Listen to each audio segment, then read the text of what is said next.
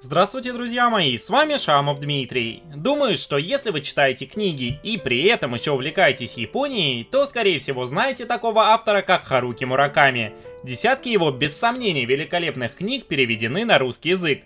Однако в самой стране восходящего солнца одним из самых популярных авторов является Кейго Хигашино, о котором в России, наверное, многие даже и не слышали. 何読んでるの？ 東野圭吾先生の予知夢。 Имя Кейго Хигашино русскоязычному человеку почти неизвестно, но в Японии сложно найти кого-то, кто не знал бы этого автора. На данный момент издано более 50 романов, более 30 экранизаций, в том числе и голливудские, а также десятки миллионов проданных экземпляров книг. Кейго Хигашино родился в Осаке, где закончил местный университет, в котором изучал электронику. В свободное от работы инженером время Кейго писал свои истории и в 1985 году дебютировал с романом «После уроков», за который получил престижную премию Эдагавы Рампо. После такого успеха Кейго перебрался в Токио и решил сконцентрироваться на профессии писателя. Из-под его пера выходит книжный сериал о детективе Кага, который сразу же захватывает сердца японцев. На данный момент уже 14 томов.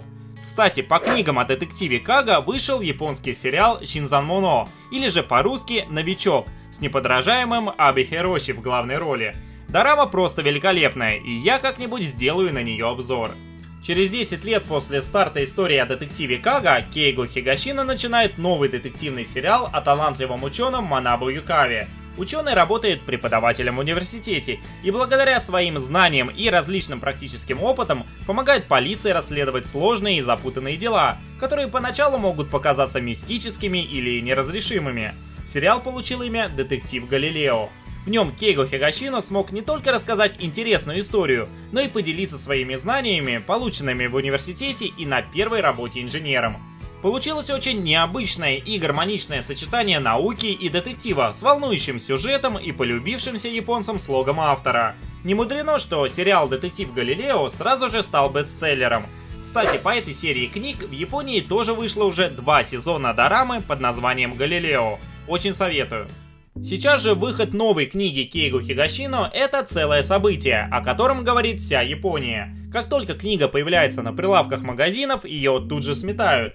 Если вы когда-нибудь видели, какой ажиотаж стоял во время выхода новых историй о Гарри Поттере, то можете себе примерно представить, что происходит в Японии в день выхода нового романа Кейго Хигашино. Кстати, в США он тоже пользуется большой популярностью. В чем же его секрет? Все дело в том, что это умная литература, написанная потрясающим слогом и поданная с увлекательным сюжетом. Книги Кейго Хигашино читаются просто взахлеб. Сложно оторваться до самого конца. Да вот даже Мики может поделиться своим мнением. 東野圭吾先生は私の一番好きな作家です。全作品読んでます。今日本だと影響力のある作家の中で売り上げのある作家の中でいつもトップ3に入ってるぐらいとっても人気の作家さんです。なので今回ロシアで出ることになってとっても嬉しいです。感無量です。ロシア語を上手になっていつかロシア語で私も読みたいと思ってます。 Друзья, я вам обо всем этом рассказываю не просто так. Я сам являюсь большим фанатом книг Кейго Хигашино, и в конце прошлого года мне удалось договориться с японским издательством и с самим автором, чтобы его книги появились в России на русском языке. Изданием книг в России займется издательство History Comics.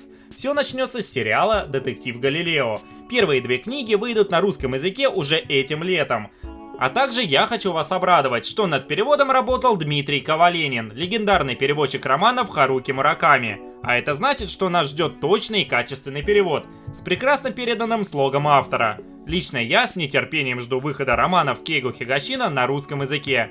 Надеюсь, что они вам понравятся и в России по достоинству оценят эти увлекательные книги. И вы сами поймете, почему в Японии такая Хигашино-мания. Уверен, что эта книга будет первым шагом, который позволит нам совместно с History Comics привести в Россию еще больше потрясающих книг различных авторов. Ну что ж, до встречи в следующих видео, друзья. До свидания.